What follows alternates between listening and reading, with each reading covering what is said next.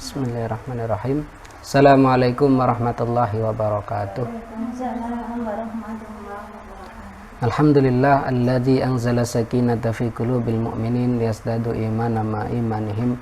Allahumma salli wa sallim wa barik ala sayyidina Muhammadin wa ala alihi wa ashabihi wa man tabi'ahu bi ihsanin ila yaumiddin, amma ba'd. Alhamdulillah, kita panjatkan puji syukur kehadirat Allah Subhanahu wa taala yang terus-menerus mencurahkan nikmatnya kepada kita, menjaga iman kita, menyehatkan fisik kita, dan mempertemukan kita dalam majelis ilmu yang semoga merupakan taman surga sebagaimana Rasulullah Sallallahu Alaihi Wasallam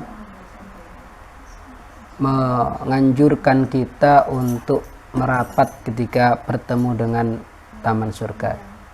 Idza marirtum bi riyadil jannah farta'u.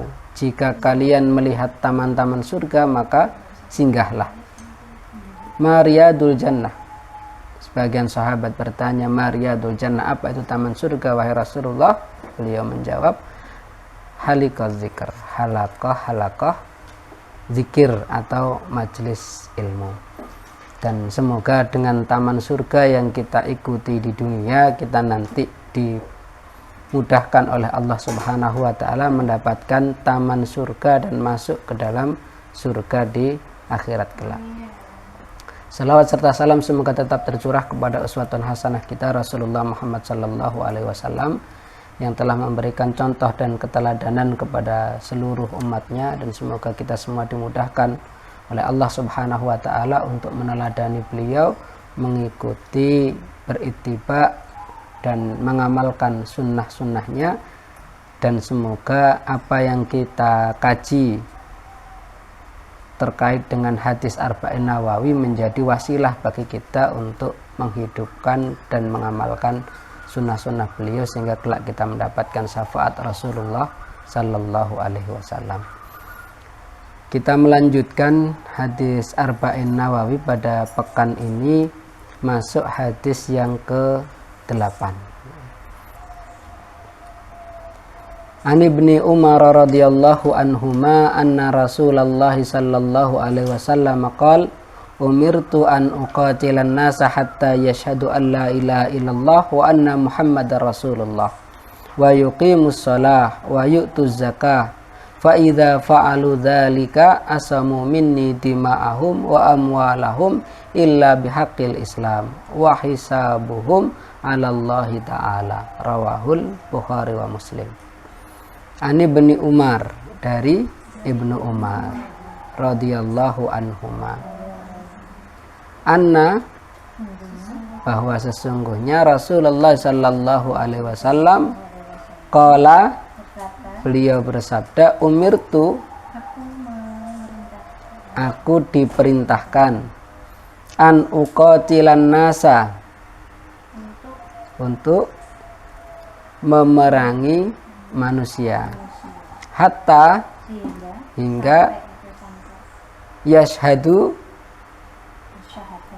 mereka bersyahadat, bersaksi, alla ilaha illallah, bahwa tiada Tuhan kecuali Allah, wa anna, dan sesungguhnya Muhammadar Rasulullah, Muhammad adalah Rasulullah, wa yuqimus shalah, dan mereka mendirikan salat, wa yu'tuz zakah, dan mereka menunaikan zakat. Fa idza fa'alu, fa idza, maka apabila, fa'alu, mereka mengerjakan, mereka melakukan, zalika, demikian tadi, jadi 3 tadi itu ya, syahadat, salat, zakat, asamu, terjaga, terpelihara, minni, dariku, dima'ahum, darah mereka, wa amwalahum, dan harta mereka, illa, kecuali, bihaqqil Islam, dengan hak-hak Islam, wa hisabuhum, dan hisab mereka atau perhitungan mereka alallahi ta'ala, terserah Allah ta'ala. Riwayat Imam Bukhari dan Imam Muslim. Jadi hadis ini an Ibnu Umar, dari Ibnu Umar. Sebagaimana yang sudah kita kaji beberapa pertemuan sebelumnya, metodenya Imam Nawawi itu kalau menyebutkan sahabat yang meriwayatkan hadis pertama kali, maka beliau akan menuliskan namanya lengkap, nama isim, nama kunyah, bahkan nama lakob dicantumkan. Tapi kalau sudah pernah meriwayatkan hadis, maka cukup ditulis nama yang paling terkenal. Nah, nama Abdullah bin Umar, nah ini kan pernah meriwayatkan hadis yang keberapa ini? Kalau yang pertama dari Umar bin Khattab, ya. Hadis yang kedua juga dari Umar bin Khattab. Kemudian hadis yang ketiga dari siapa? Hadis ketiga dari Umar bin Khattab, Abdullah bin Umar bin Khattab. Nah, berarti yang hadis yang ketiga itu. Nah, itu disebutkan lebih lengkap begitu ya. Iya. Jadi nama kunyahnya adalah Abi Abdurrahman, nama isimnya adalah Abdullah bin Umar, itu karena ayah beliau adalah Umar bin Khattab begitu. Nah, kalau yang hadis ke-8 ini cukup disebut Ibnu Umar. Nah, ketika disebut Ibnu Umar, nah orang sudah paham, oh itu sama dengan perawi hadis yang ketiga. Nah, kenapa disebut anhuma? Karena Ibnu Umar, anaknya Umar. Jadi Abdullah juga nyebut Umar, dan dua-duanya itu sahabat. Jadi ketika disebut dua nama sahabat, dua-duanya didoakan radhiyallahu anhuma. Ini kan kalau dipanjangkan Abdullah bin Umar. Jadi Abdullahnya itu sahabat, ayahnya Abdullah namanya Umar bin Khattab itu juga sahabat, sehingga pakai anhuma. Kalau Umar bin Khattab saja seperti hadis pertama dan hadis kedua, anhu. Kalau Bunda Aisyah hadis keberapa itu? Ya. Kalau sahabiyah sendirian ya radhiyallahu anha. Kalau sahabat, nama sahabat dua, radhiyallahu anhuma. Kalau banyak sahabat, doanya radhiyallahu anhum gitu ya. Nah, Ibnu Umar ini masuk Islam sejak kecil ya, pada usia 7 tahun, yang tempo hari waktu bahas hadis ketiga kita bahas, beliau masuk Islam sesaat setelah ayahnya yakni Umar bin Khattab masuk Islam. Tumbuh menjadi seorang muslim yang sangat luar biasa. Bahkan karena masuk Islamnya itu baru usia 7 tahun, masih belum balik, maka Abdullah bin Umar ini tidak pernah melakukan kesyirikan dan tidak pernah melakukan dosa kejahiliahan, karena begitu balik ya sudah dalam kondisi sebagai seorang muslim. Dan beliau tumbuh menjadi seorang yang sangat berkomitmen untuk mengamalkan sunnah Rasulullah Sallallahu Alaihi Wasallam, termasuk meneladani Rasulullah Sallallahu Alaihi Wasallam dalam hal apapun. Sehingga beliau bukan hanya menghafalkan hadis, karena Ibnu Umar ini menjadi sahabat terbanyak kedua yang meriwayatkan hadis. Yang pertama masih hafal ya? Siapa sahabat yang paling banyak meriwayatkan hadis? Abu Hurairah. Berapa hadis? 5.374. Nah, yang kedua itu adalah Abdullah bin Umar, meriwayatkan berapa hadis? 2.630 hadis. Nah, salah satu hadisnya adalah hadis yang ketiga, salah satu hadisnya lagi hadis yang ke-8 ini. bukan hanya komitmen untuk menghafalkan hadis, meriwayatkan, mendakwahkan, tetapi juga berupaya untuk meneladani Rasulullah sampai pada tingkatan pekerjaan atau perbuatan apapun yang Rasulullah lakukan. Contoh, Rasulullah kalau berjalan, kaki Rasulullah menginjak tanah yang mana, itu Abdullah bin Umar akan berusaha menginjak tanah yang sama. Nah, itu saking komitmennya terhadap sunnah, gitu ya, yang sulit dilakukan oleh orang lain. Nah, kemudian komitmennya terhadap sunnah ini juga membuat Abdullah bin Umar itu menjadi orang yang sangat khusyuk, orang yang sangat kuat ketakwaannya kepada Allah Subhanahu wa Ta'ala. Pernah satu ketika Abdullah bin Umar ini bertemu dengan seorang pengembala, masih kecil pengembalanya, masih remaja. Kemudian diuji oleh Abdullah bin Umar. Nak, gembalaanmu ini kan banyak sekali, kambingmu kan tidak bisa dihitung saking banyaknya. Aku mau membeli 1 ekor saja. Kata penggembala tadi, yang dia masih remaja dan dia itu seorang budak, aku tidak bisa menjualnya, Tuan. Kenapa? Karena ini bukan kambing saya, ini kambing-kambing ini milik tuan saya. Ah, tuanmu kan tidak tahu. Bilang saja nanti 1 ekor kambing dimakan serigala. Apa jawaban penggembala tadi? Fa'ainallah. Lalu dimanakah Allah? Nah, jawaban ini membuat Abdullah bin Umar itu sangat tersentuh. Ini Masya Allah, ada anak yang masih kecil ini, seorang budak lagi, menggembala kambing, tapi punya kesadaran muraqabatullah yang sangat luar biasa. Memang tuannya tidak bisa melihat, orang lain tidak ada yang tahu, tetapi Allah Subhanahu wa Ta'ala pasti tahu. Fa'ainallah. Nah, mendengar jawaban ini, Abdullah bin Umar itu meninggalkan penggembala kambing ini menuju ke kota sambil mengulang-ulang fa'ainallah, fa'ainallah.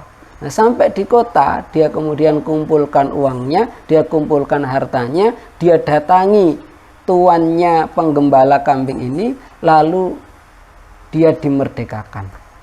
Termasuk juga kambing-kambingnya tadi itu dibeli oleh Abdullah bin Umar, kemudian diserahkan kepada penggembala kambing tadi. Ini luar biasanya beliau. Termasuk juga kedermawanan beliau yang lain. Kalau dalam keseharian, suatu hari Abdullah bin Umar ini sangat ingin makan daging panggang. Dan pada saat itu sahabat-sahabat ini kan memang meskipun mereka kaya raya, tapi makanannya itu sederhana. Bahkan Utsman bin Affan yang terkenal dengan infaknya yang demikian luar biasa, itu seringkali ya ketika buka puasa makan kurma, minum air, makan gandum seadanya gitu ya.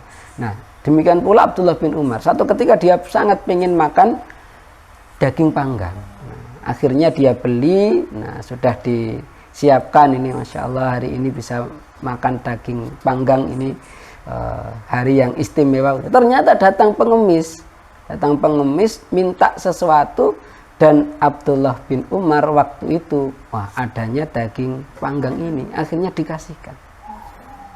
Kalau kita kan sulit ya mencontoh seperti itu ya. Misalnya kita sudah menyiapkan apa, misalnya makanan favorit di rumah kita misalnya, nah ada pengemis itu ya, nah, apa kita kasihkan atau enggak, nah itu kan berat bagi kita. Termasuk juga kekhusyuan Abdullah bin Umar ini, pernah beliau sholat membaca surah Al-Ma'idah ayat 118. In tu'adzibhum fa innahum ibaduk wa in taghfir lahum fa innaka azizun hakim. Jadi ketika membaca ayat itu diulang-ulang sambil menangis sampai tiba waktu pagi. In tu'adzibhum fa innahum ibaduk. Jika engkau mengazab mereka, jika engkau menyiksa mereka, sesungguhnya mereka itu adalah hambamu ya Allah. Dan jika engkau mengampuni mereka, sesungguhnya engkau maha perkasa lagi maha bijaksana. Abdullah bin Umar itu meyakini bahwa semua ayat Al-Quran itu juga ditujukan kepada kaum muslimin, termasuk dirinya. Maka ketika membaca ayat ini, seakan-akan Abdullah bin Umar itu memposisikan dirinya kalau nanti juga diazab, disiksa oleh Allah Subhanahu wa ta'ala. Maka memohon kepada Allah, fa innahum ibaduk, sesungguhnya mereka itu ya hambamu ya Allah. Aku ya Allah, kalau engkau mau menyiksaku, kasihanilah aku karena aku ini juga hambamu ya Allah. Nah, itu mengibah sampai diulang-ulang satu ayat hingga pagi tiba. Padahal sholatnya sahabat termasuk Abdullah bin Umar itu mulainya bisa tengah malam, jam setengah 1, jam 1.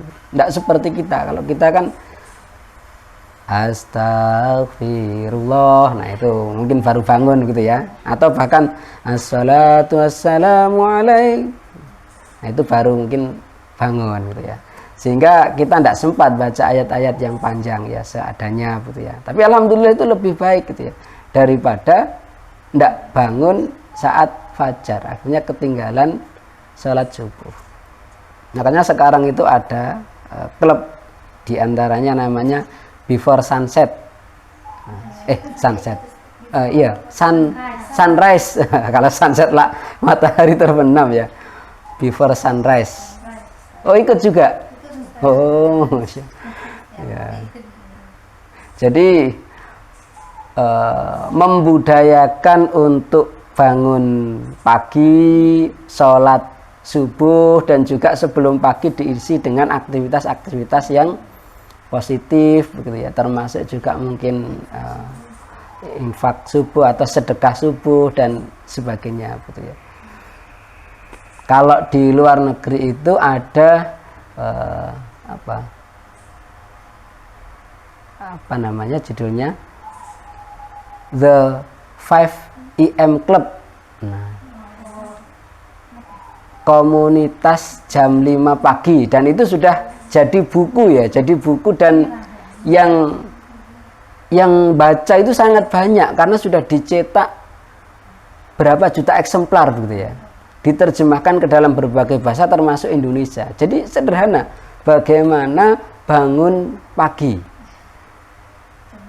ya, jam 5 ya, sudah ada bukunya ya, Robin Sharma kalau tidak salah ya yang nulis ya.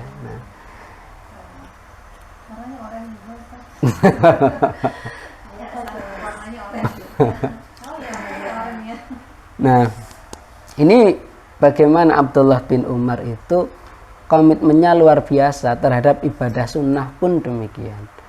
Jadi sejak tengah malam sampai pagi mengulang-ulang satu ayat. Nah, ini sosok Abdullah bin Umar yang meriwayatkan hadis ini, bahwa Rasulullah Shallallahu Alaihi Wasallam bersabda, umirtu, aku diperintahkan.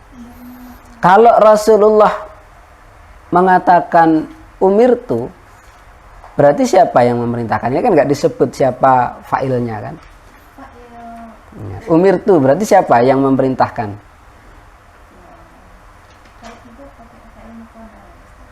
Nah iya.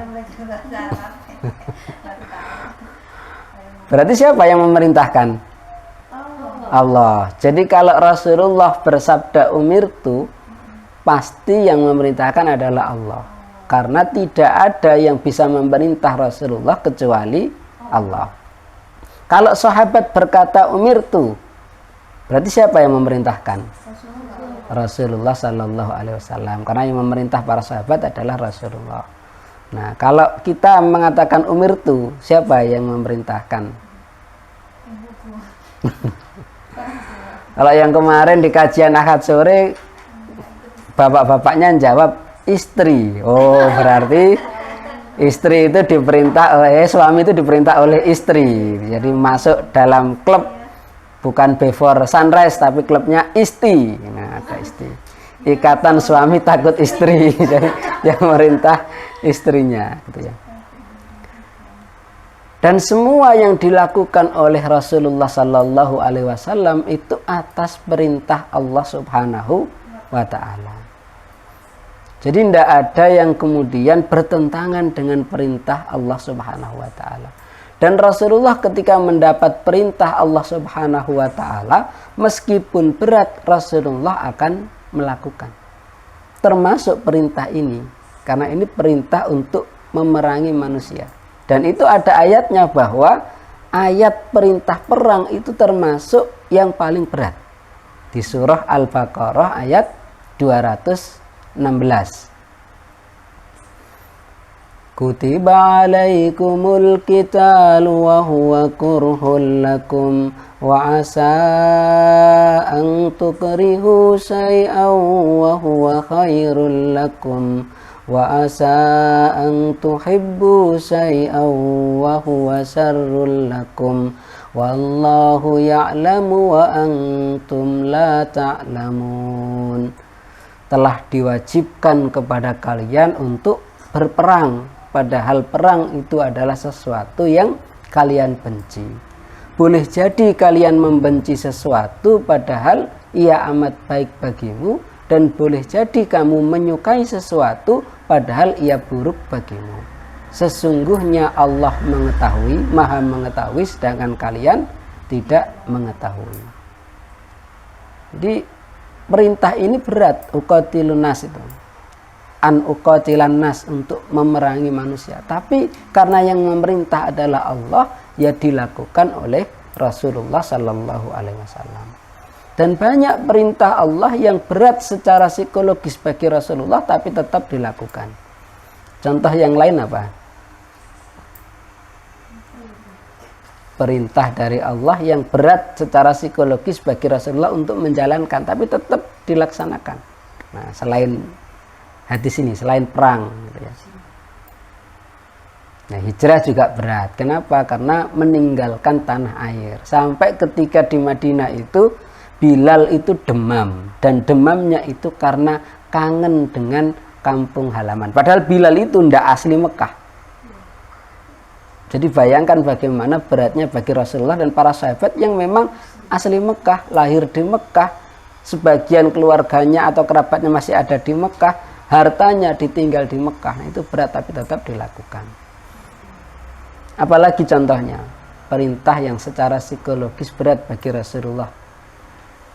Perintah untuk menikahi Zainab binti Jahas misalnya. Jadi Rasulullah itu apa istilahnya? Manhaj beliau secara pribadi itu adalah monogami. Kenapa? Karena sebelum beliau menjadi nabi dan rasul, istrinya hanya satu, Bunda Khadijah.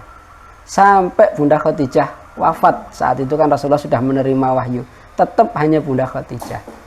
Nah, Rasulullah Sallallahu Alaihi Wasallam menikah kembali itu dengan perintah Allah Subhanahu wa Ta'ala.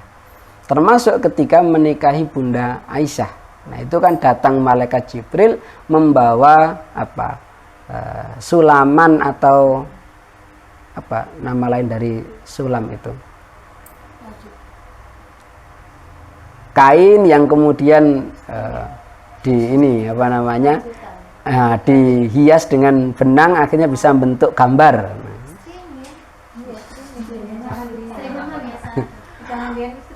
Nah, itu jadi dulu enggak kemudian ditunjukkan fotonya format JPG atau PNG, nggak ada dulu kan, apalagi video kan enggak. Nah, malaikat Jibril membawa seperti itu. Nah, jadi kelihatannya ya kelihatan kayak siluet gitu kan, karena satu apa itu namanya, bentuk datar gitu aja. Nah, ditutupi dulu, ini adalah istrimu di dunia dan akhirat. Ketika dibuka oleh Rasulullah, ternyata adalah gambarnya Bunda Aisyah. Tapi pernikahan dengan Bunda Aisyah itu bukan beban psikologis bagi Rasulullah. Kenapa?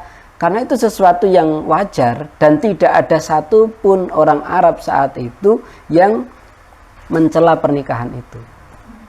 Yang mempersoalkan itu kan baru di zaman modern kan. Kenapa menikahi yang masih sangat belia begitu. Tapi zaman itu nggak ada masalah.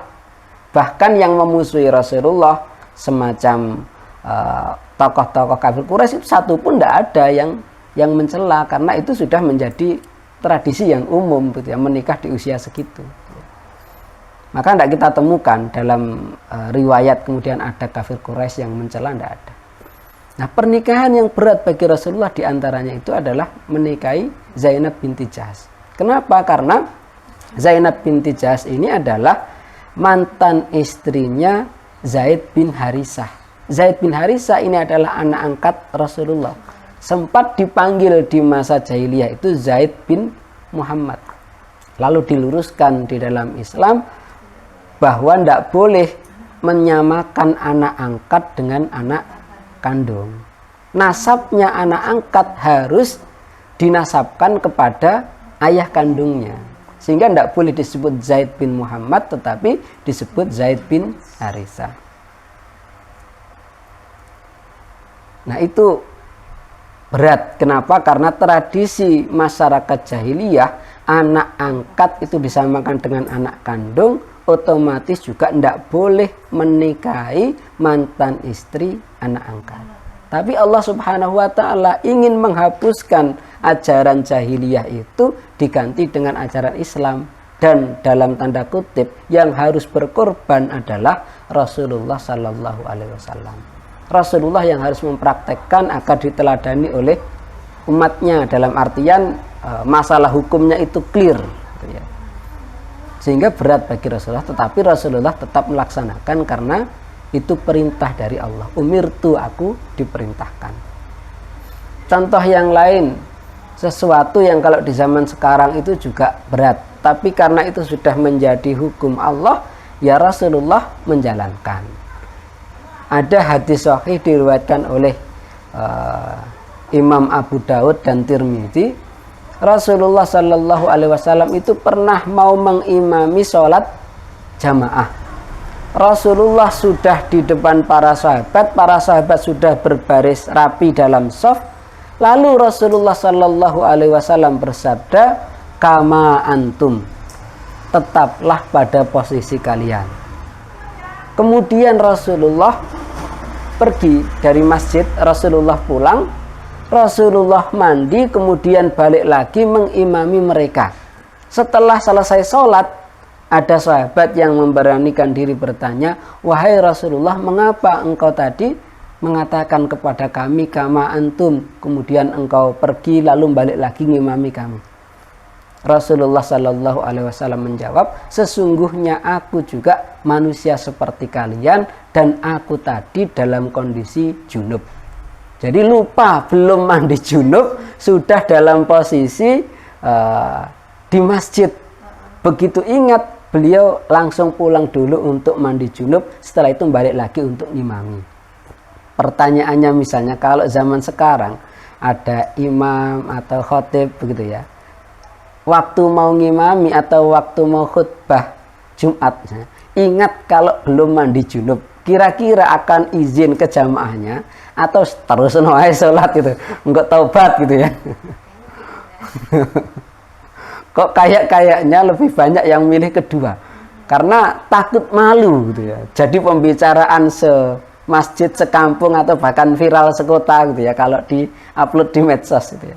Tapi Rasulullah mengabaikan begitu, karena memang ini adalah perintah Allah. Kalau sebelum sholat itu ya syarat sahnya harus suci dari hadas kecil dan hadas besar, sehingga dilakukan. Dan itu memang didesain oleh Allah Subhanahu wa Ta'ala menjadi contoh, menjadi teladan bagi umatnya, bagi kita, agar tidak malu melakukan sesuatu yang benar, meskipun itu ya konsekuensinya kita merasa malu juga begitu ya.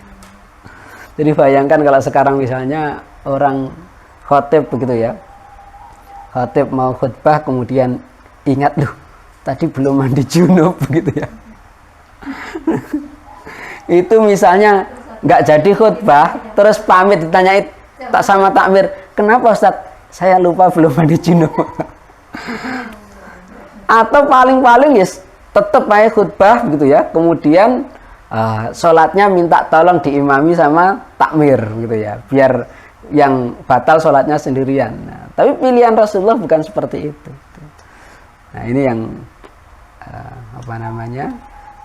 sesuatu yang dicontohkan oleh Rasulullah meskipun berat, tetapi karena umirtu, aku diperintah Allah maka dilakukan.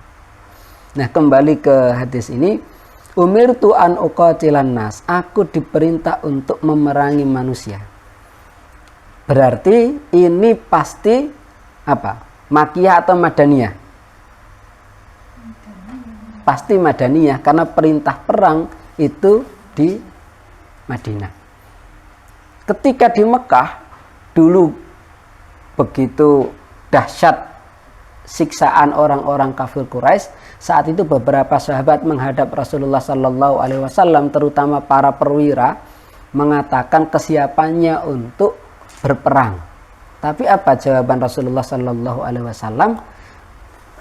Kita diperintahkan untuk bersabar. Jadi tidak boleh membalas kekerasan orang-orang kafir Quraisy waktu itu dengan perang. Kenapa? Karena nggak ada perintah. Nah, baru nanti di Madinah itu ada perintah.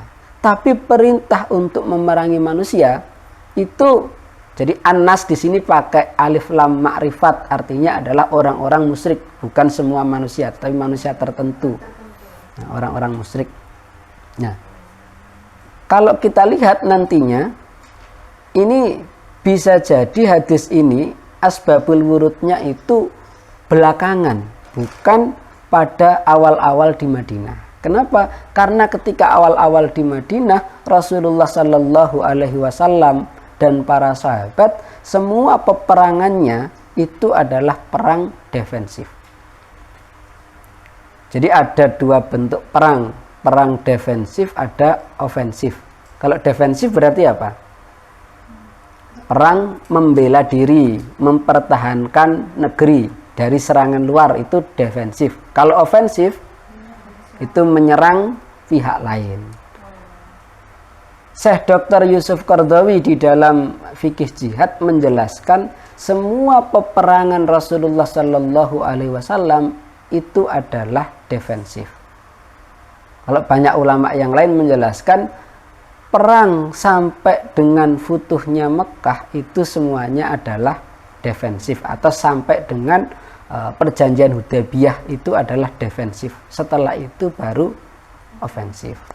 Perang Badar misalnya, defensif atau ofensif?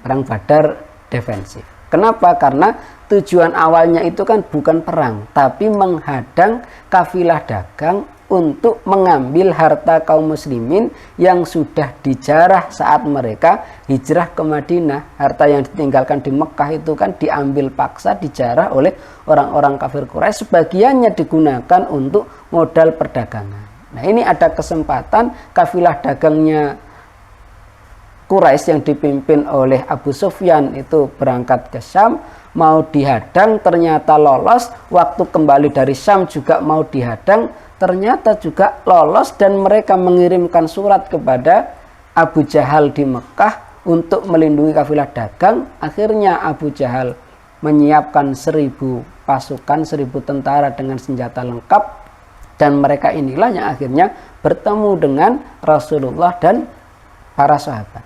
313 pasukan Badar yang senjatanya nggak seberapa lengkap dibandingkan dengan kafir Quraisy yang sudah siap untuk berperang. Sehingga perang itu menjadi perang bukan ofensif tetapi defensif.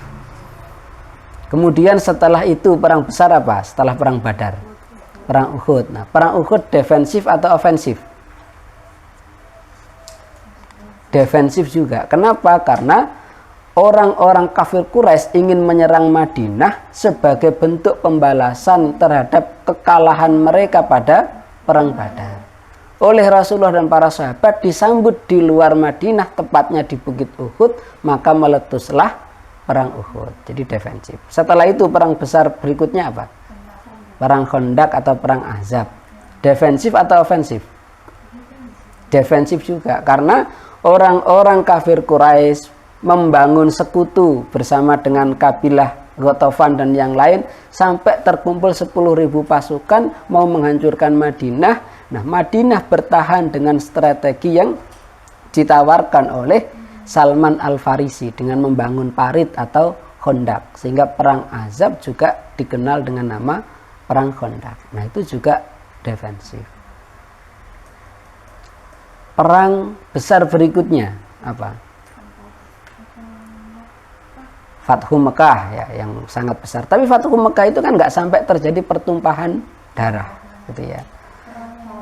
Kalau di dalam Madinah sendiri, nah, melawan Bani Qainuqa, Bani Quraidah, Bani Nadir yang berujung pada pengusiran mereka, itu juga defensif. Kenapa? Karena untuk melindungi Madinah dari pengkhianatan Yahudi. Jadi mereka dulu yang mencari gara-gara dengan mengkhianati Rasulullah dan kaum muslimin. Demikian pula nanti perang di luar Mekah, perang Khaybar misalnya, itu juga defensif menurut Syekh Dr. Yusuf Qaradawi. Kenapa? Karena Khaybar itu yang merencanakan untuk menghancurkan Madinah, dan sudah dibuktikan dengan peran mereka memprovokasi Yahudi, Bani Qainuqa, Bani Quraidah, Bani Nadir, juga memprovokasi kafir Quraisy, difasilitasi untuk berperang bersama dengan sekutu mereka, Bani Ghatafan dan yang lainnya, sehingga terbentuk pasukan Ahzab. Nah, sebelum mereka menghancurkan Madinah, Rasulullah bergerak terlebih dahulu untuk menumpas kejahatan mereka. Nah, itu juga disebut defensif. Nah, baru nanti setelah Fathu Mekah misalnya perang Hunain, tapi itu pun oleh Yusuf Qaradawi juga disebut defensif, karena untuk membela atau mempertahankan Islam dari upaya serangan luar yang sudah merencanakan penyerangan. Dan untuk perang yang sifatnya menyerang ke pihak lain, itu Rasulullah berpesan agar apa? Agar tidak menyerang terlebih dahulu sebelum menunggu waktu sholat tiba. Jadi biasanya pasukan kaum muslimin itu tiba di malam hari. Kemudian mereka akan menunggu sampai subuh, bahkan sampai pagi tiba. Didengarkan dulu ada adzan atau enggak. Kalau ada adzan berarti itu wilayah Islam, mereka sudah masuk Islam, ya enggak diperangi.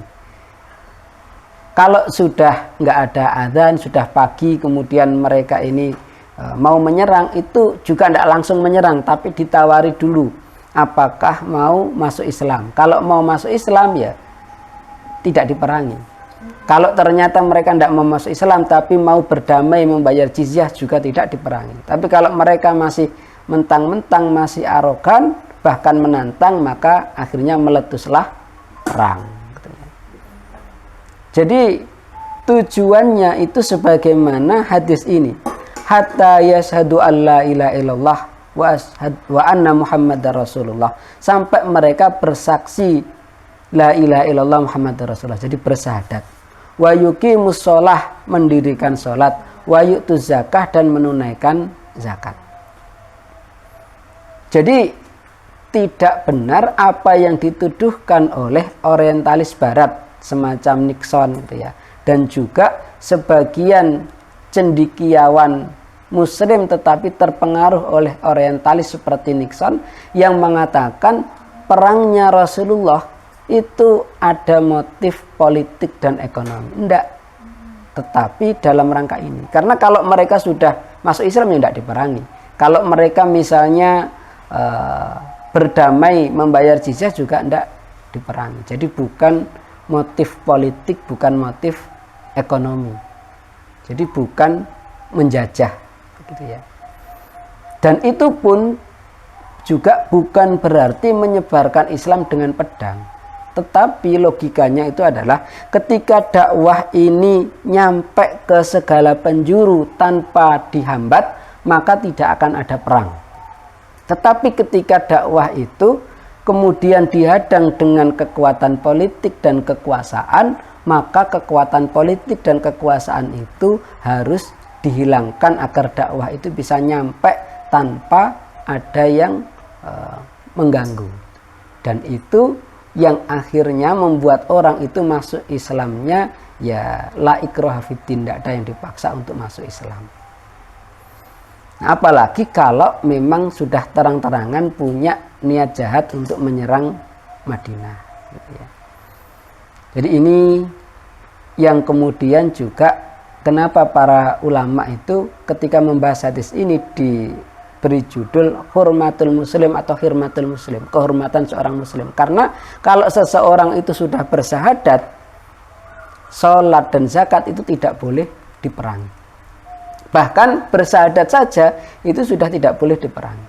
Makanya Rasulullah Shallallahu Alaihi Wasallam itu pernah marah besar kepada Usamah bin Zaid karena pada satu sariyah, satu ekspedisi perang yang tidak dipimpin oleh Rasulullah gitu ya, itu Usamah bin Zaid berhadapan dengan seorang tentara yang tentara itu sudah kalah mau dibunuh, ternyata tentara itu mengatakan asyhadu alla ilaha illallah wa asyhadu anna muhammadar rasulullah. Tapi sama Usamah bin Zaid tetap jerep.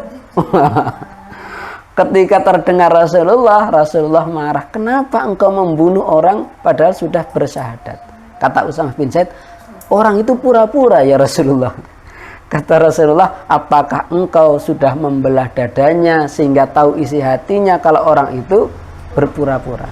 Jadi dihukumi itu secara zahir. Kalau sudah bersyahadat ya sudah, tidak boleh diperangi. Jadi haram darahnya gitu ya. Tidak boleh diperangi, tidak boleh ditumpahkan darahnya. Nah, kenapa kemudian Abu Bakar As-Siddiq memerangi orang-orang di masa awal pemerintahannya meskipun mereka sudah bersyahadat? Karena mereka menolak zakat.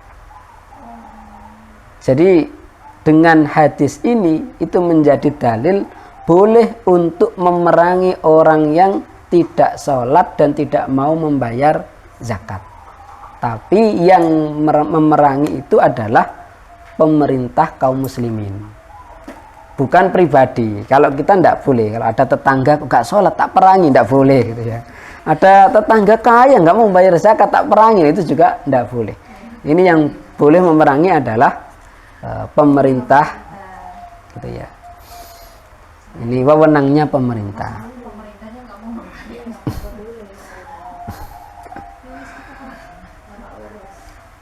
Nah, faida fa'alu, apabila mereka melakukan itu, faida fa'alu dzalik, apabila mereka melakukan itu, asamu minni, terpelihara dariku dima'ahum, harta mereka, darah mereka, wa amwalahum, dan harta mereka.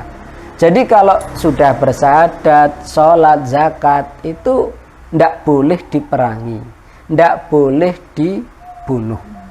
Illa bihaqqil Islam, kecuali dengan hukum Islam, dengan hak Islam.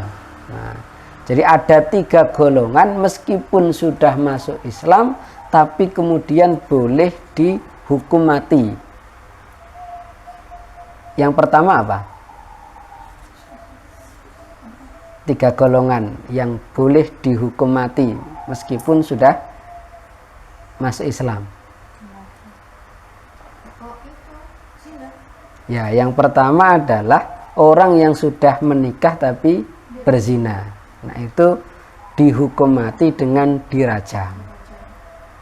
Nah, sama juga yang mengeksekusi itu adalah pemerintah melalui pengadilan dengan keputusan qadhi atau hakim. Jadi tidak boleh kita secara pribadi bertindak, main hakim sendiri. Misalnya ada kerabat saya, misalnya keponakan atau sepupu gitu, berzina padahal sudah menikah, mau saya rajam, tidak boleh. Itu harus keputusan qadhi, keputusan hakim ya. Apalagi yang kedua,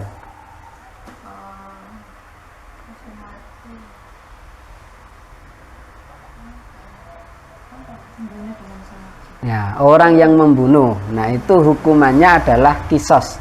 Orang yang membunuh orang lain, maka hukumannya dia itu dibunuh, diqisas. Nah, itu yang memutuskan juga qadhi, yang memutuskan adalah hakim. Dan ketika keluarganya korban itu memaafkan, maka hukuman itu bisa diganti dengan diat dengan membayar denda kepada ahli waris kurban. Kemudian apa? Satu lagi. Orang yang murtad. Nah, orang yang murtad itu juga hukumannya adalah hukuman mati. Orang yang murtad.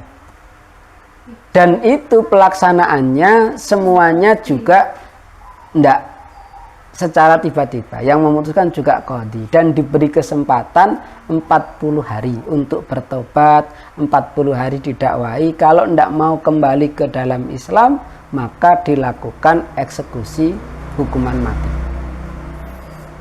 Jadi 3 itu. Zina, muhsan, kemudian membunuh dengan sengaja, dengan kisas akhirnya eksekusinya, dan yang ketiga orang yang murtad. Nah itu illa bihaqil Islam.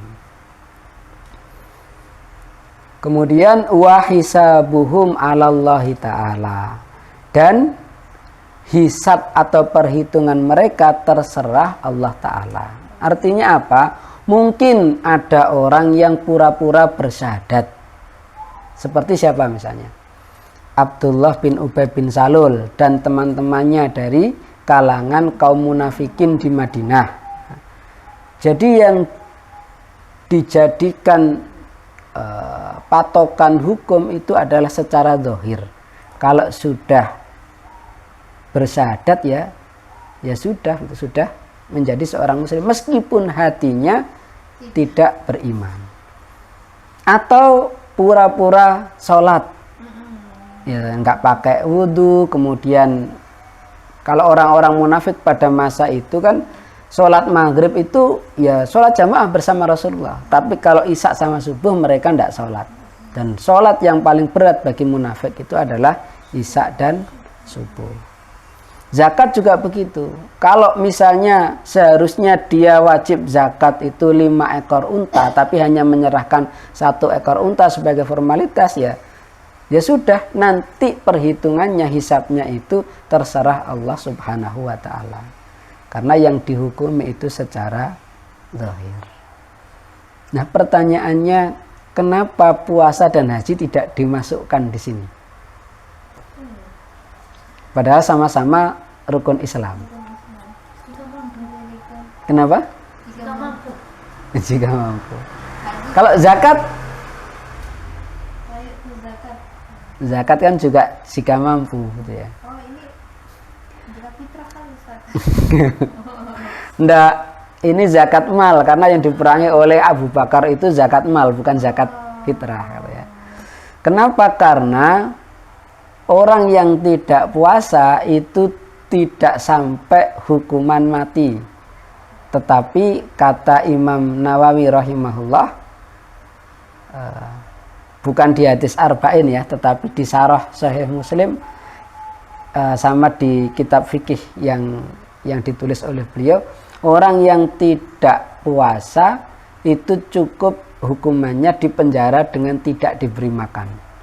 Jadi akhirnya sama dengan puasa, gitu ya. Mati juga dia. Ya enggak. Ya nanti kan dilepaskan. Mati pelan-pelan, mati. Sedangkan haji itu karena haji itu tidak harus ditunaikan di tahun itu. Sehingga kalau orang tidak melaksanakan itu bisa jadi nanti di tahun-tahun berikutnya. Meskipun dia mampu di tahun itu, bisa jadi tidak melaksanakan di tahun itu, tapi di tahun berikutnya. Sehingga tidak sampai hukumannya sebagaimana hukuman untuk yang tidak syahadat, sholat, zakat itu. Dan kata Ibnu Hajar al-Asqalani, karena syahadat, sholat, dan zakat ini yang paling pokok dari rukun Islam, sehingga orang yang melakukannya meskipun mereka ini mengingkari atau tidak melaksanakan hukum Islam yang lain, itu tidak sampai dieksekusi seperti atau tidak diperangi. Dan memang yang contoh yang ada itu kan Abu Bakar memerangi orang yang tidak bayar zakat. Jadi tidak pernah ada ceritanya Khulafaur Rasyidin itu memerangi orang yang tidak puasa atau orang yang tidak berhaji. Baik, insya Allah itu sudah 10:30 lebih. Monggo mungkin jika ada yang mau ditanyakan dipersilakan. Tanya Ustaz. Nggih.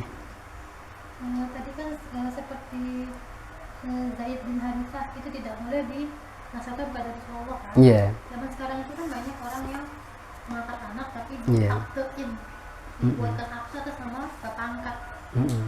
Kalau misalnya niatnya hanya untuk kan sekarang administratif itu Iya. sesuai ketentuan pemerintah ya. Iya. Sekolah apa harus ada akte. Iya. Nah kalau misalnya ternyata niatnya hanya untuk supaya mudah administratif, itu boleh tidak?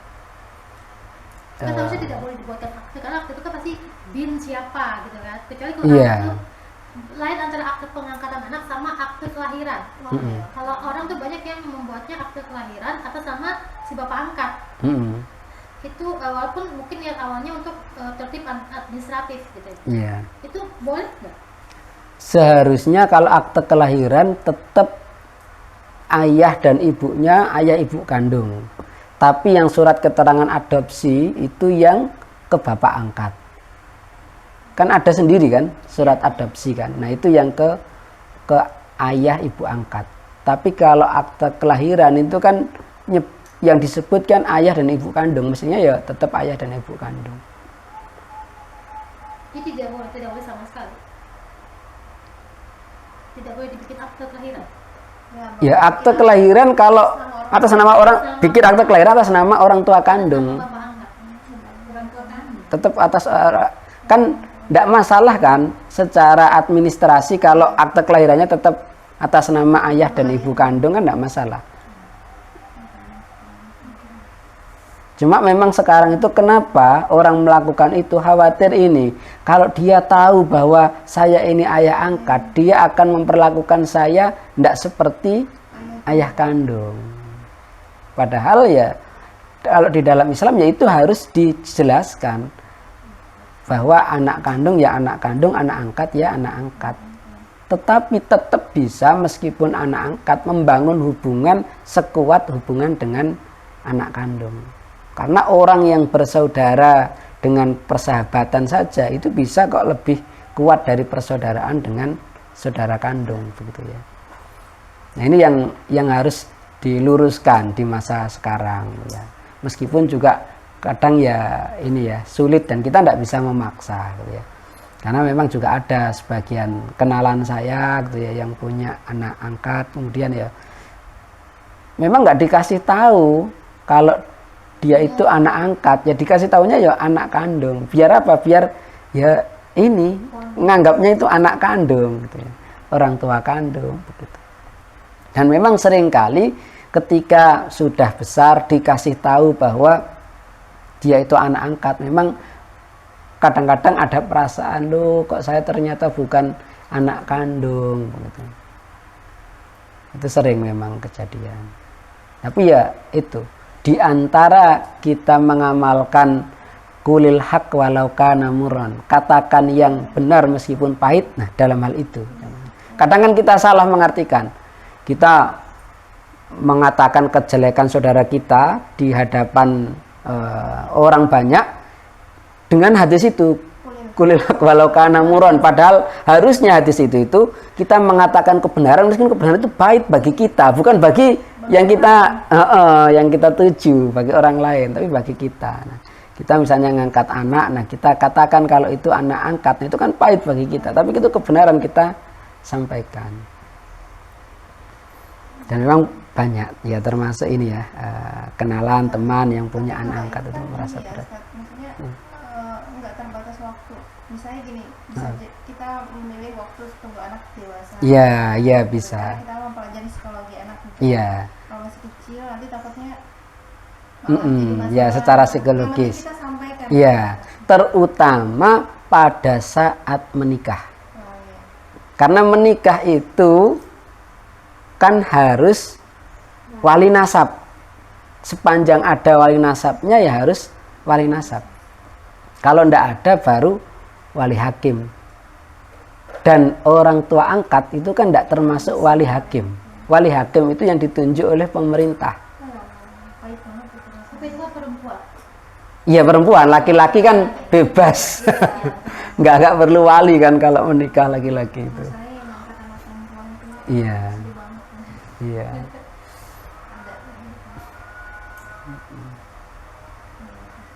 Termasuk juga ketika ternyata anak perempuan itu bukan anak kandung suami. Maksudnya kan ada di zaman sekarang kan banyak terjadi perempuan hamil di luar nikah, gitu ya. Setelah hamil atau setelah melahirkan, ya kalau yang sah dalam hukum Islam yang nggak ada perbedaan pendapat itu kan dia nikahnya kan setelah melahirkan gitu ya.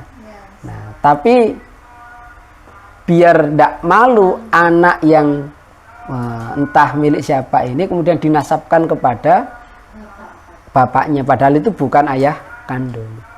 Dan saat nikah kalau itu tetap dikatakan bahwa yang itu tadi yang suami yang bukan ayah kandungnya disebut ayah kandung, nah itu khawatir pernikahannya ndak sah gitu ya. Makanya ya lebih aman ya akhirnya ini kalau sudah tidak bisa dihubungi tadi kan ya akhirnya pakai wali hakim gitu. Terus berarti termasuk dia sudah suami istri tapi anak itu hasil dari jinak sebelum menikah, itu boleh nggak ayahnya jadi walinya? Itu kan anak dia tapi nggak boleh. Jadi ketika ini bahayanya zina Bu ya, diantara bahaya zina karena akhirnya anak yang lahir sebelum pernikahan itu tidak bisa dinasabkan kepada ayahnya. Meskipun itu ayah kandung. Iya juga tidak bisa. Jadi akhirnya ya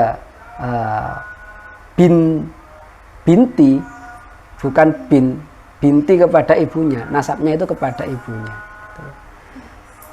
Jadi kalau orang hamil itu kan ulama yang 4 mazhab itu sepakat, yang disepakati itu kalau mau nikah itu kan nunggu lahir dulu. Tapi kan seringkali prakteknya di zaman sekarang itu biar ndak malu kemudian dicarikan suami biar nanti waktu lahir itu punya ayah gitu ya. Nah, itu yang akhirnya kemudian juga ikut dinasabkan kepada ayahnya padahal aslinya enggak. Kalau secara fikih ya harusnya dia itu ya binti kepada ibunya, bukan bin kepada ayah yang baru datang tadi. Makanya beratnya di situ diantaranya. Memang di dalam Islam itu tidak ada anak haram. Semua anak kan lahir secara fitrah gitu ya, meskipun hasil zina. Tapi itu tadi secara fikih nanti kasihan dia tidak punya nasab ke ayah. Monggo cukup? Tidak ada lagi? Sudah nggih? Baik. Kita tutup bersama-sama dengan berdoa. Auzubillahi minasyaitonirrajim. Bismillahirrahmanirrahim. Alhamdulillahirabbil alamin hamdan naimin hamdan syakirin hamdan yuafi ni'amahu wa yukafi mazidah ya rabbana lakal hamdu kama yanbaghi li jalali wajhikal karim wa 'azimi sultanik.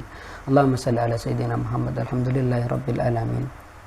Rabbana fir lana wa li ikhwanina alladhina sabaquna bil iman wa la taj'al fi qulubina ghillan lil ladzina amanu rabbana innaka ra'ufur rahim.